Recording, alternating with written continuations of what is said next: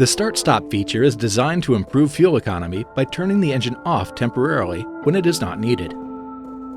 The start-stop system is automatically activated when the ignition is switched on. The start-stop off switch indicates when the system is on or off.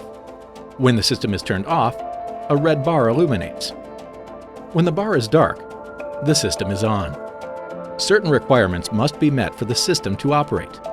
The driver's door and the hood must be closed. The transmission must be in park, neutral, or drive. The steering wheel must not be turned. The vehicle must have been driven faster than 2 miles per hour since the last time it stopped. A trailer must not be hitched to the vehicle. With all criteria satisfied, the system will operate as designed. When stopping, press and hold the brake pedal. The engine may shut off while the brake pedal is applied and may restart before coming to a full stop. The start-stop indicator light appears in the instrument cluster once the engine has shut off. When the driver's foot is lifted from the brake, or if the steering wheel is turned, the engine will restart.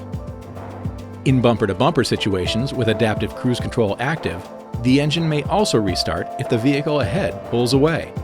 If the start-stop system has turned off the engine and the driver unfastens the seatbelt and opens the driver door, the start-stop system will be turned off and the transmission will be placed in park. It is recommended to turn the ignition off when away from the vehicle. Various conditions can affect whether the system activates, such as exterior temperature, interior temperature, inclines, elevation, engine temperature, and battery charge, for example. If conditions do not allow the system to activate and the engine remains running, the indicator will turn white and have a diagonal line through it. Multiple short stops may result in deactivation until the vehicle is driven more than 10 seconds above 18 miles per hour. With proper operation, the start-stop system can help improve fuel economy.